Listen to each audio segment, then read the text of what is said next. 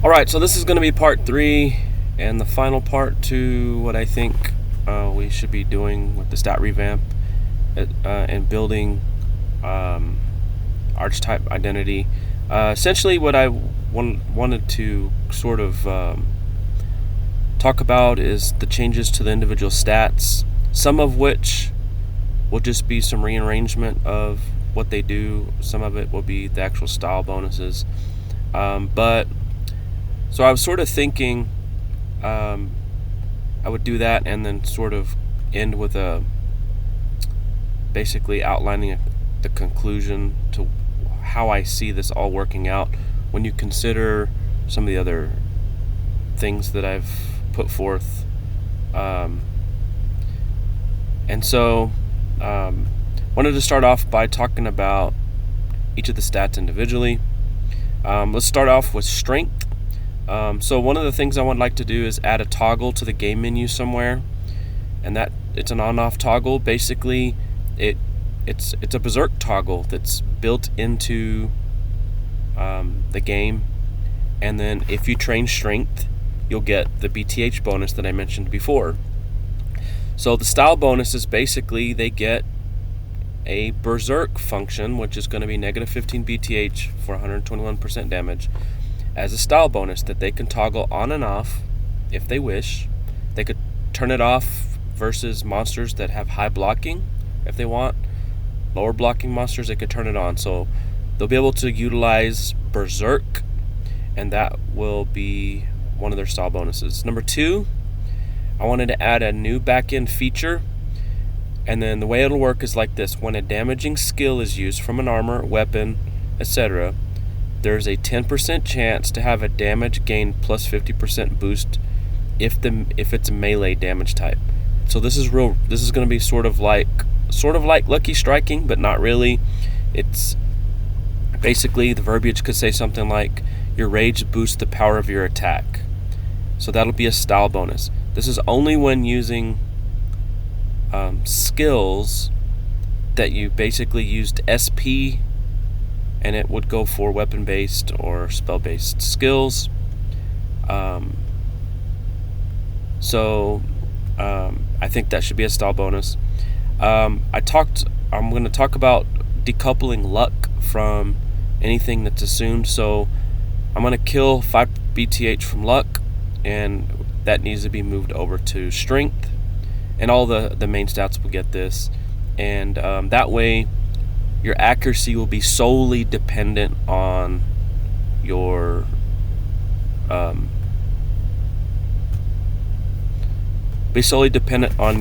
main stat. And then Lucky Strike damage is removed from any assumed damage models and added back into assumed melee damage. So there's some a lot of items that have assumed damage. For example, Mason's Choke Imbue. I think Alchemical Unity's one. The Independent Skiths. Those types of imbues. There's also anything that's damage scaling will. I don't want to have to adjust all those items, so I would like to make sure that whenever possible, assumed damage. Like, for example, I think assumed damage for melee is 404 damage. It's like that's 100% melee damage, I believe. So I don't want removing Lucky Strikes from assumed damage to lower that. I want to keep that assumed damage the same. Then the last style bonus is basically anyone who trains strength will get a strength divided by 50%, which is 5% at 250, damage reduction to all incoming damage. So I envision warriors being in close hand-to-hand combat. As a result, they're going to be taking a lot of blows. So they have to be a hardier type of player. They have to be able to withstand damage, to shrug it off, to be able to withstand the pain, and be able to kind of sort of parry blows a little bit. And so I think that there should be a strength-based damage reducer. Now this will go hand in hand with it'll go hand in hand with the new full defensive warrior lean, but it'll also make their full offensive mode, because 5% damage reduction will actually be more effective in full offensive builds. So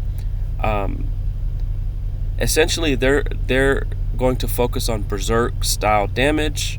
They'll get a randomized damage boost for skills, and then they'll get a damage reduction based on strength, because they're a hardier. It's kind of like, you ever known someone who works with their hands, like someone who's into construction, for example, and their hands are kind of tougher, they can withstand certain things.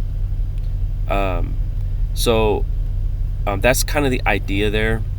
Or like, you ever, like as a child, you walk outside barefoot on the street, and you kind of your feet sort of, you develop a tolerance for it, and then if you did that now that you're older, you'd probably be crying like a little bitch because it would hurt, that kind of thing. You build up a tolerance to it.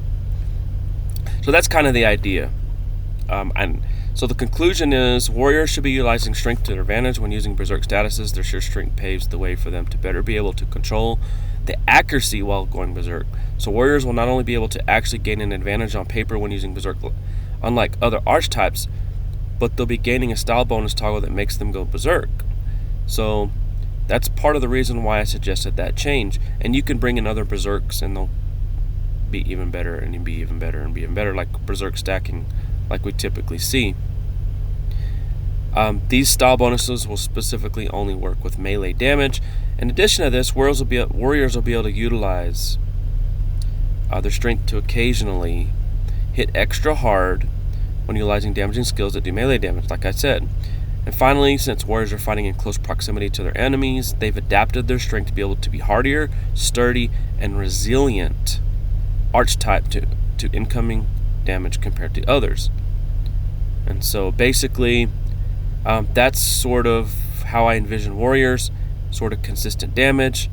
They get some damage boost from going berserk, and the style bonus from skills, and they're able to absorb blows a little bit more consistently and better than other archetypes. So that's how that plays out.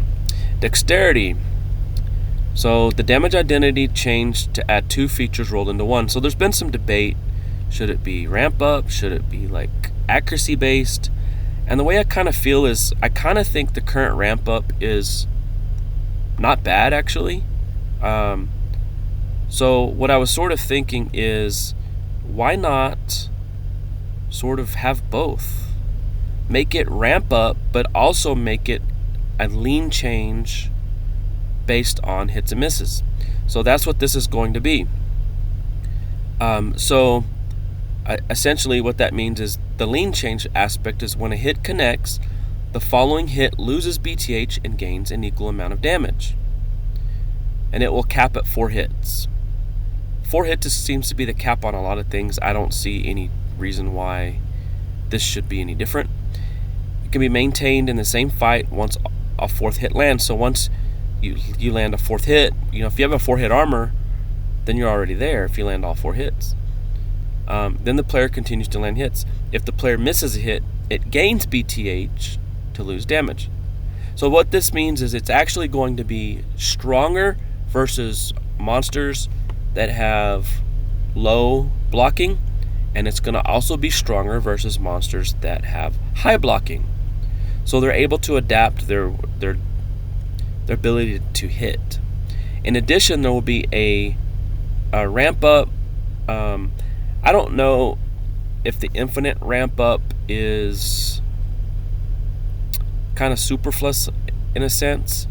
I just think because the lean change system's there, that shouldn't change average damage. But as long as the ramp up is not changing average damage over 20 turns, I'm fine. I suggested kill the infinite ramp up just due to the abuse, even though I think in order for it to be abused, you would have to go to like some crazy number of turns, which is not necessary. So I'll be honest with you, I'm on the fence. Kill it, keep it. But if it gives Rangers an advantage, if there's ever a fight that's like 50 turns for whatever reason, I don't know. You guys can tell me how you feel. But I think if you combine these two ideas, it'll be kind of a highly inconsistent damage, but it'll actually let them use, like if they wanted to use a spear that was super accurate, you can kind of counter that a little bit by landing hits and increasing your damage. Or if you wanted to use a bow that was super inaccurate, landing hits will actually make it even better. So I kind of feel like it, instead of catering the actual weapon to always be like positive BTH leans, you could actually be kind of all over the spectrum with what types of weapons to use, and the lean system will always sort of self-correct, and so those types of situations won't matter. First style bonus: range attacks gain a flat additional 5 BTH, so they're going to be 90% accurate. This is going to be added to all damage types.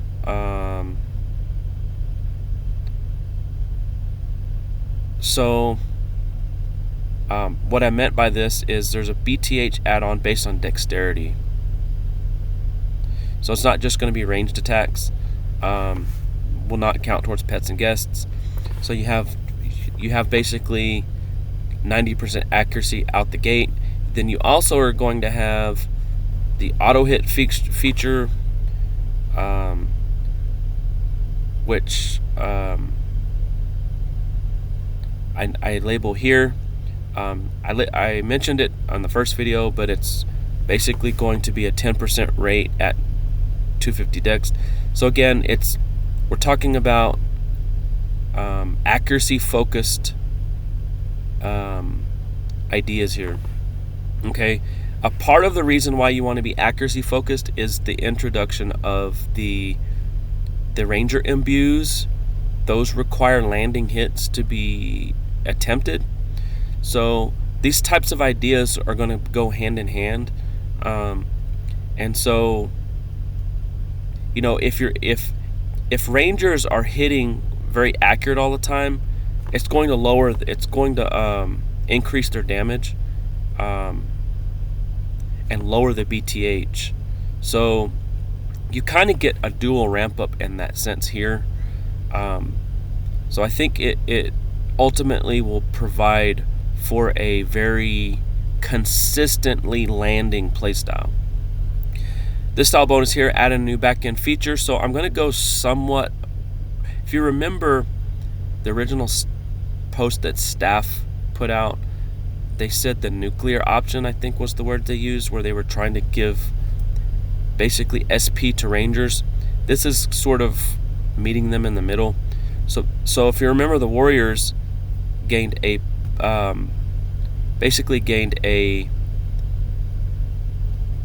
damage bonus when using skills. Here, 10% of the time, instead of plus 50% damage, they're going to get a plus 50% cost refund at a 10% clip. So they could do a 392 SP skill 10 straight times, and 1 out of those 10 times they'll get half of that 392 back. But it's going to be random. So, it's only if you use the skill. So it shouldn't be like a major amount of SP on average. But like it could say your dexterous attack landed precisely. So because of the preciseness of the attack,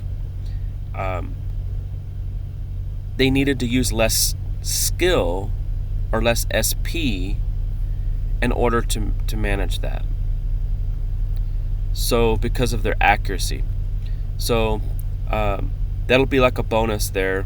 So I think it ties into not only was I giving full defensive beast rangers a cheap SP cost for their guest upkeep if they wanted to use skills and stuff, whether it's from a clickable skill on a weapon, whether it's within the armor or any other source, they have a chance to get a little bit of SP back. So I'm trying to provide a pathway to utilize SP more than, say, Warrior here, and to help shape the playstyle here. And again, Lucky Strike damage is removed from damaged models, and then ranged accuracy will be solely from dexterity, no more luck-based stuff. I'm also going to remove the +5 blocking from dexterity, and I'll explain why here shortly. I think I want to see a little bit more focus on defense for endurance. So the conclusion is the Ranger Archetype will focus on utilizing their dexterity to their advantage. They will be gaining an auto hit feature at a 10% clip at 250, and there needs to be some decisions. Some of these strength divided by whatever rate, dex divided by whatever rate. Certainly, there needs to be some decisions in regards to it. Do they need to do like the over-leveling penalties, cap it somehow like that? If you like main stat boost, does that boost some of these rates? Those kind of things. Or should it just be based on what you've trained? But basically, for now, I will leave it like that.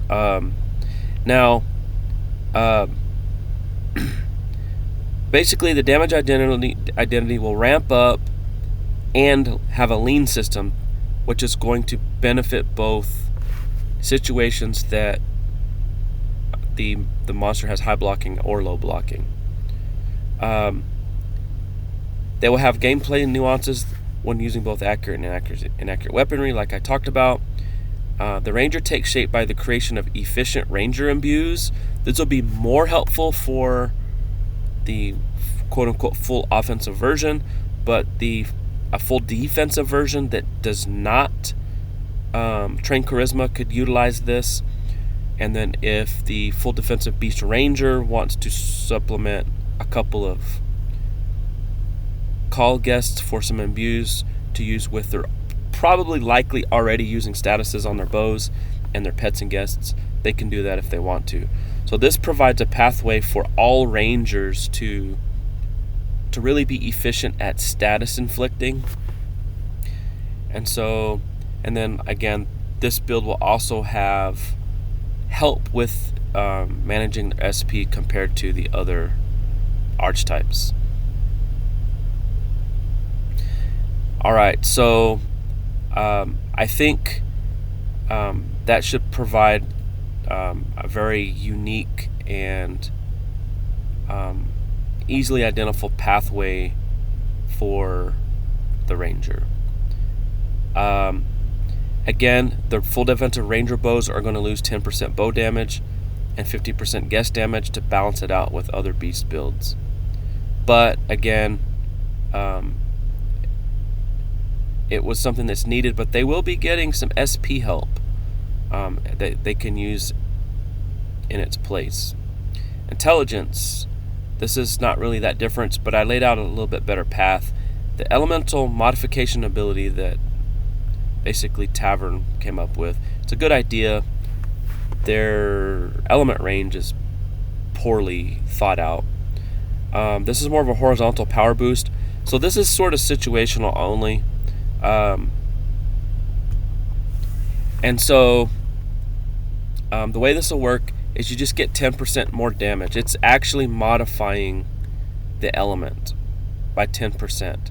So the way this is going to work is that you'll have a soft cap between 1% and 118%. If the monster had 10%, it would literally add 10%, so it would go up to 11. If the monster had 50%, it would add 10%, so it would go up to 55. And it will actually soft cap at 118. At 118, what you end up with is you have a soft cap at 118 that will add 10% on top of 118. So what that means is basically it becomes 129.8, or you round it to 130. So the reason why I wanted a cap at 118 and it will modify it up to 130 is assumed monster resistances, the weakest resistance is 130. So anything between 119 and 129 will, instead of getting a 10% boost, it'll just modify it to 130. So basically 118 to 129, if the monster's element is there, it'll just become 130. Okay, so after that there is no modification. So then you have the hard cap at 130, and it won't change from there.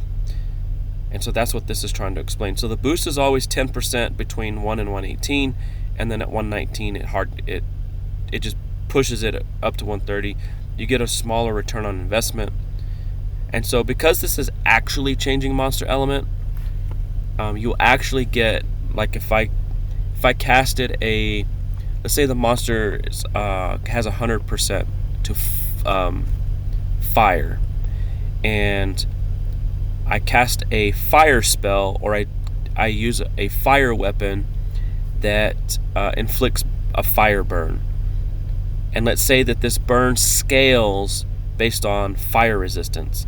It will actually, not only will it do damage based on 110%, it will actually do the effect based on 110%.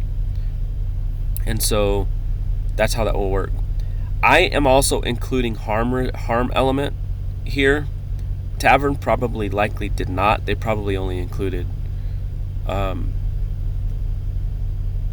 8 standard elements.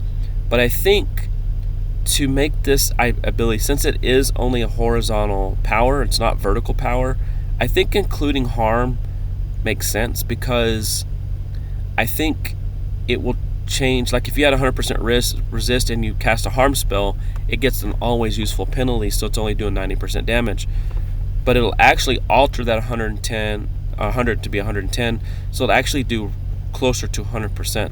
So for mages, harm element will actually get reboosted up to closer to 100%, making mages' use of harm better than rangers and warriors. So this is going to work through hybridization as well, as long as you train intelligence. There may be actually, as long as you use a magic attack. So training intelligence is going to dictate your BTH and damage, so it's inherently scaling from that standpoint. And so that's the way this will work. Mages will be better versus monsters where you have to use harm, and versus monsters with everything lower than, like, I would say about 118% compared to the other archetypes. Alright, so I'm adding in another backend feature. So this one's going to be similar to the other two. When you cast a damaging spell that costs MP, there is an intelligence divided by 25% chance, so we're talking about 10% chance here, that the spell's cost is refunded by 25 and the damage is increased by 25. So with warriors, it was a full damage increase. With rangers, it was a full cost. It was a cost decrease by 50.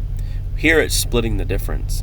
So you get a 25% damage increase and a 25% refund on the cost. So this is another attempt at trying to promote spellcasting. And so because this is a random thing, you could probably cast 8 spells in a row and it would never happen. You could probably cast 8 spells in a row and it might happen 4 out of the 8. It's real random.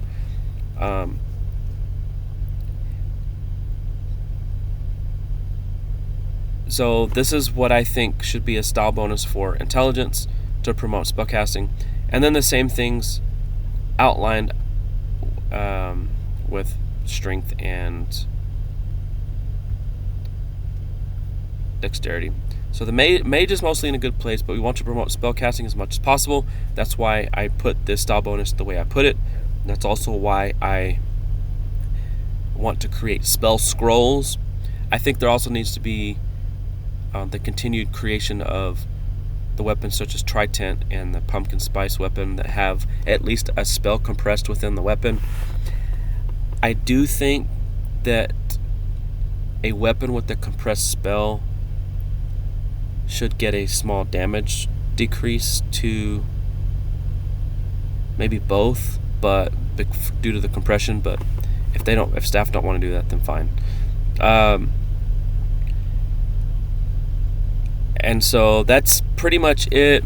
I think they also need to create more weapons like Eye of the Underworld, Seraph Calamity, where you get an effect if you use certain elements. And so that's basically Mage in a nutshell. I think creating more incentive to spellcast is going to ultimately be good. There is some discussion to try to reduce the 4/3 bonus on weapon-based skills. I feel like that would be a good step, but only if it can be applied globally. Otherwise, they're going to have to compile a list of all armors that are weapon-based that get this and go in and manually change some things, I think. So I don't know that that's particularly a great thing from that standpoint, because it would just be potentially another task that's going to take up time. But for now, this is what I would suggest.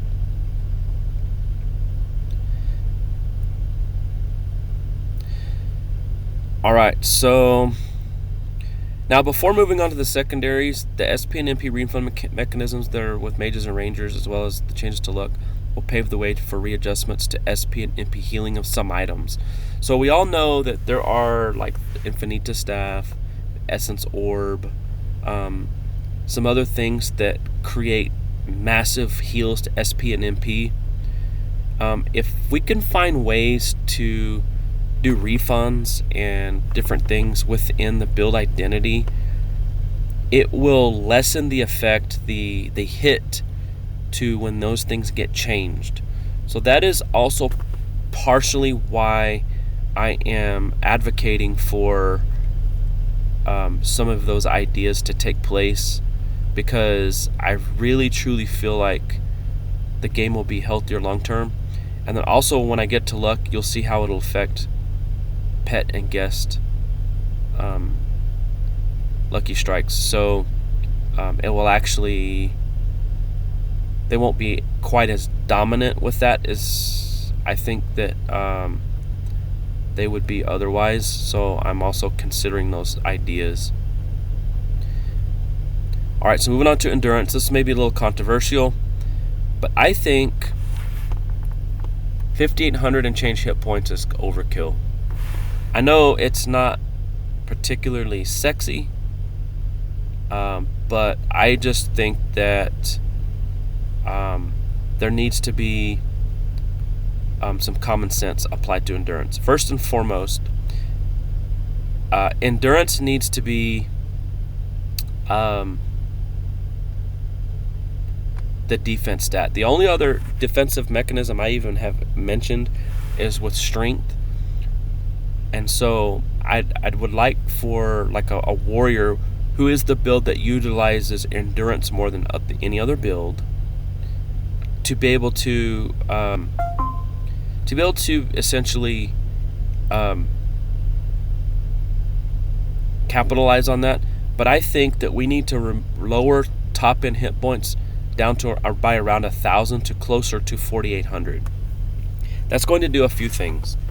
So think about this, and I've made this argument elsewhere. Why have a bonus to hit point healing if you have so many hit points that you never need to heal? It runs counter to the entire idea. So if you lower hit points, you actually might need to heal more, right? So if you need to heal more, then why not increase, to offset the loss in hit points, actually increase the bonus to healing. So you might have to heal more often, but you're going to be able to heal for more. So let's use some common sense, and let's take advantage of the style bonus by needing to actually use it more often. I also think that blocking needs to be focused on endurance. So if you train endurance, you're going to get instead of a 15% block rate, a 25% block rate, and then an increased bonus to all resisting of all inflictions. So what you have here is a stat that is actually focused on tanking. You don't have blocking on dexterity. You don't have, we do have the strength-based damage reduction idea, because warriors, the reality is warriors typically train endurance more than any other build. You don't see tank rangers, and you might occasionally see tank mages, but usually not. But warriors are actually going to take advantage of the endurance more than the other builds. So the other thing too that I would like to mention is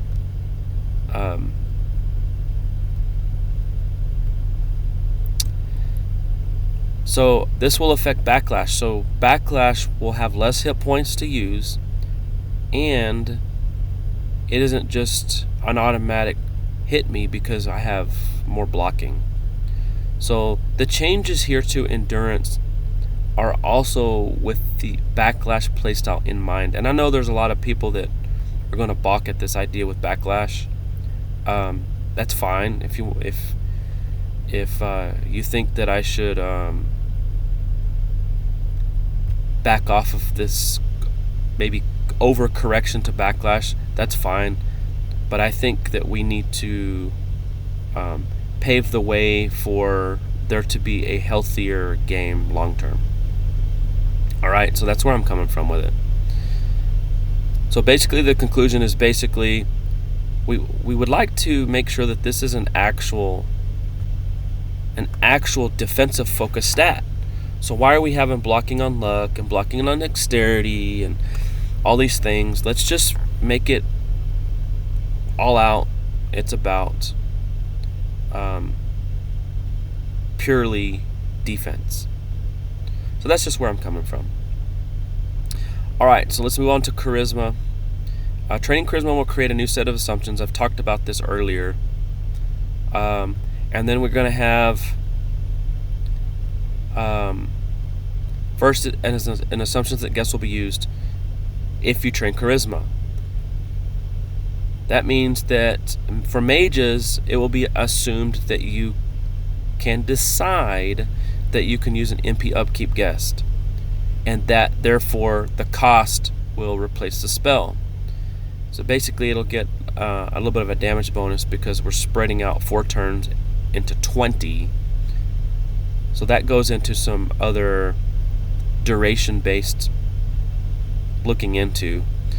And then the style bonus will basically lower MP upkeeps at level 150 from 262 to 131, and SP upkeep from 98 to 49. I am not viewing guests as it's 45% melee, so it should be 45% melee cost. It's 60% melee, so it should be 60% melee cost, and those kinds of old ideas. Guest usage is going to be assumed. There should be some, with charisma training, there should be some common sense approach rather than some of the old ideas. And then again, pet BTH will change so that non-beast builds can utilize the full 20% melee that is going to be allotted. And then guests are going to gain lucky strikes on top of assigned values. And it'll be extra in addition to the melee values. And again, guest BTH will be purely from charisma. So luck is not going to provide any BTH for pets and guests. It's just going to be charisma for guests, and I think either charisma if trained charisma, or highest of main stat if no charisma is present, or at least if not 250 charisma is present. So the big takeaway here is there's going to be two standards. I talked about this before. This is going to actually equal out Beast Rangers versus Beast Warriors versus Beast Mages. Current numbers for Beast Ranger, they kind of mop the floor with everybody. So that's just how this is going to work. I'm not going to beat a dead horse here. But I think that is the actual only true fix for guests and charisma. All right, on to luck. Here's some more drastic changes. The style bonus Lucky Strikes will no longer include base damage assumptions from any main stat. So basically, main stat's going to get that old damage. Lucky Strikes are now in addition to that. That's going to be a style bonus. However, we're going to change Lucky Strike base rate to 20 and half the damage. That should help normalize pet and guest-based healing, and that's one of the big reasons. I also just feel like you shouldn't just equip Granddad weapon, click attack, but just because you have fire boosters and do 10,000 damage. That's stupid. And so basically what you're going to do is you're going to go through all the luck items. So like Optico, for example, does times 6 pet Lucky Strike rate. It's just going to need to be changed to times 3. Lust and Envy is like 40 something percent. You just cut that in half to 20 something percent. Arms of the Dragon Guard, I think, is like times 10. It needs to now be times 5. So all of those things that increase base rate will be halved. Anything that increases damage, however, will remain the same. You will be untouched. The overall effect is Lucky Strike damage is now half of what it used to be, but it's going to be in addition to any values from main stat and pets and guests and stuff like that. So that's the caveat. All right. So I talked about this. Luck no longer provides the extra BTH. It's moved to main stat. No longer provides blocking. It's going to go, basically any style bonuses to blocking is going to go to endurance. Now, because of these changes to luck, they're going to need some style bonuses that are very, very good, in my opinion. So I needed to come up with some, I think, style bonuses that would want players to actually train luck. Okay, so what I've done here, I think both of these features here will actually do that. So the way this is going to work is luck will provide a Lucky Strike like effect to the per turn SP regen. So at level 150 you get 98.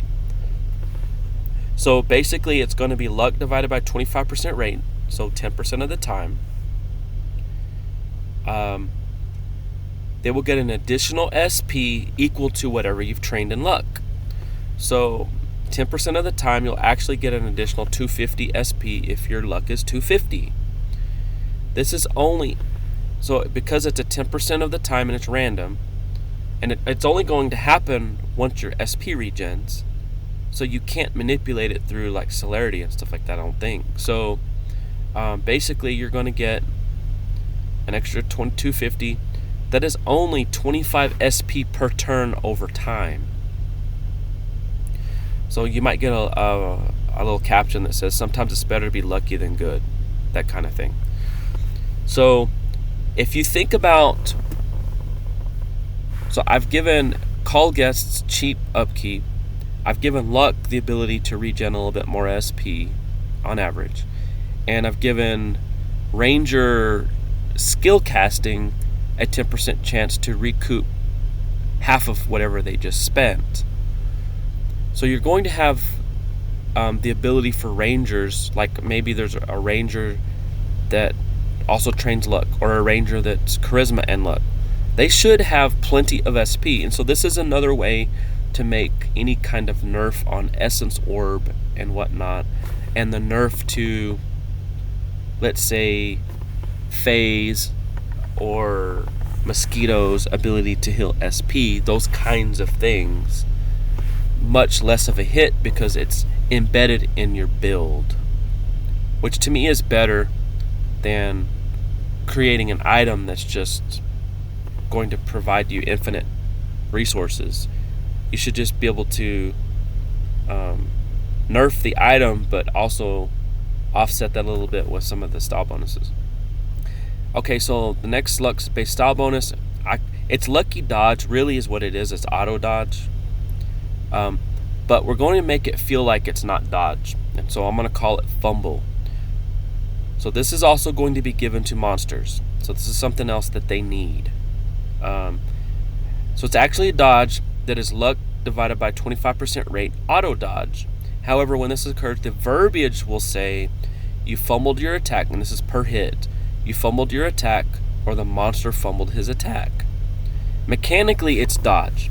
However, the verbiage will make it feel like a fumble, like you went to swing your weapon and you lost your grip or something, or you went to cast a spell and maybe you lost concentration on a specific hit of like the 6-hit spell or whatever. It could happen on one or multiple, or whatever. And that's based on if the monster has luck and it's not a roll. It's not like a luck versus luck roll. It's literally if the monster has 250 luck, which typically they have 225, so it'll be slightly less than 10%. But if they have 250 luck, it's going to make you sometimes fumble your attack simply because they have luck, and vice versa. If you have 250 luck, they're going to sometimes fumble their attack. Now, what I would do also within the code here, if this triggers, even though mechanically it's going to be a dodge, right? If they can disable when this happens, and only when this happens, if they can disable dodge lash and any effects that is created through dodging, then they need to do so. That way it makes it feel like it actually fumbled, even though mechanically speaking it's a dodge.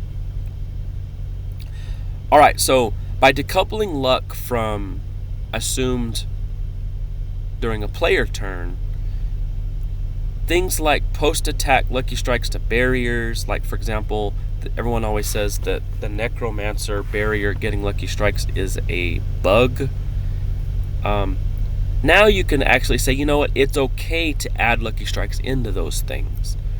And so adding lucky strikes into some quick cast things like barriers or other aspects of the game that before people would just call out and say, no, that's not supposed to happen. Now you let those happen. So that's what that is. And then the other part is, this is currently the initiative formula. Luck needs to be luck, okay? So they need to do something, and this is just a random idea, but maybe they need to lessen the prowess of main stats to divide it by 4, and then maybe let luck weigh a little bit heavier than now. Luck needs to be luck, so you need to be able to win initiative if you have luck, I feel. So I think right now versus monsters, if you're 1 main stat and luck, and then there are 2 main stats in luck, which is a lot of the monsters. Like if we look here, this is an older monster. So like, let's see, you have, I don't remember, someone said one time you only have like a 5% chance to win initiative or something. That's ridiculous if you have luck, to me. So look, 2 main stats and endurance here, but there's a lot of monsters that's 2 main stats and luck, for example. And so to me, that's ridiculous. Luck needs to be, maybe it needs to not have the same level of prowess as before, because I can understand this part of it, but it needs to be changed back to kind of what it was previously, basically, for all intents and purposes.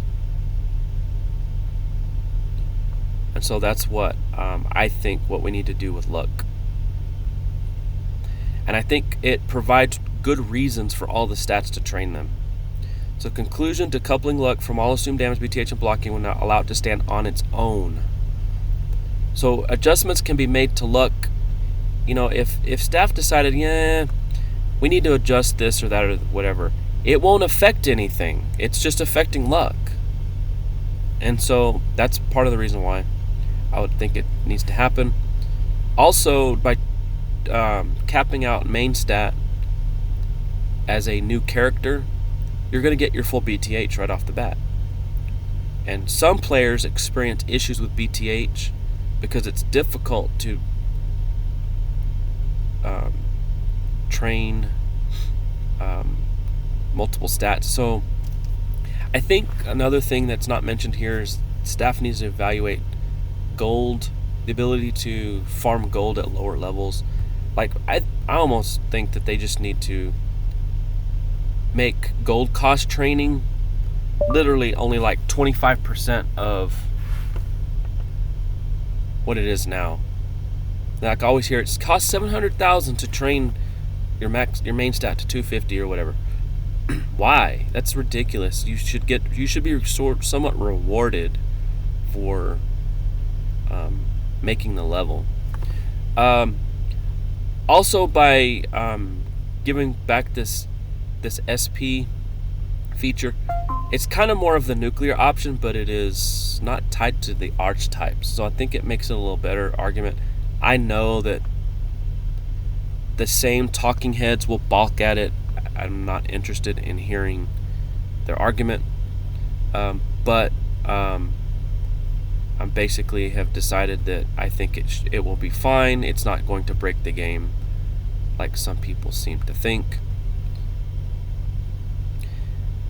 Alright, so I think the conclusion to everything in these series of videos is the following. Nerfs to a few abusable statuses and playstyles such as dodge, backlash, lucky strikes, damage, berserk, and repurposing it to be more warrior focused and less abusable by mages. Spellcaster abuse of healing. Also the higher rate of lucky strikes on monsters to help bring in line some of the overpowered elements of the game without making monsters a lot more difficult. So I've given something for luck for them, as well as dexterity. Create specific gameplay styles for the 3 archetypes, decoupled all the secondaries from main stats, and I think provide incentives for all stats. That should be the goal. Players should be like, oh my god, if I train this stat over this stat, then I won't be able to do this. And it should be like part of... It shouldn't be a universal idea, oh, just train this stat instead of that stat. That stat's weak. It shouldn't be that. And that's some of the reasons why I gave luck what I gave it.